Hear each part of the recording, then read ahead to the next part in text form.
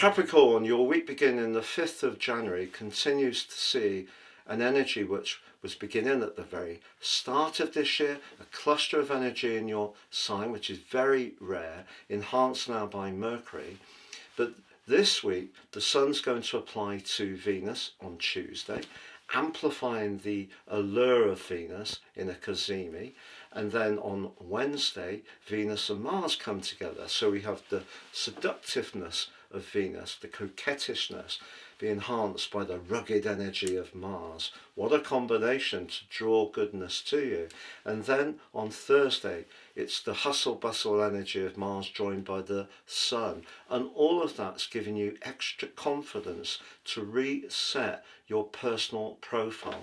Now, whether that's through fashion, whether it's through your business ideas, whether it's through injecting more energy into ongoing strands that you're passionate about, the chances of gaining extra traction are really very strong. But if you are wanting to connect to someone in a more romantic dimension, none of these energies is going to harm your prospects. That doesn't necessarily mean you will meet someone, but I think you can feel much more attractive. And you could find that someone makes, or more than one person makes some really nice comments. I like your hair. It's a lovely item of clothing you've got on. And all of this extra confidence is very, very good for the soul. However, in the latter part of this week, Jupiter, which is in your sector of relating, in itself very positive, but is in a retrograde through to the 11th of March, well, that comes into an opposition with those three players, but in particular with Mars, may see you perhaps become a little bit too caught up in how you view things and find it a bit more difficult to tune in to how other people see things. So there are always times when we have to take our drive and desire to achieve something so seriously that someone else may feel a bit pushed out and a bit neglected, perhaps even a bit jealous. But you know, those times are precious because we would never change anything if we always stayed with the status quo. So sometimes it is important to be disruptive, to look at ways in which we can change things up. But if we become a little bit too sure of ourselves, that's not such a good thing.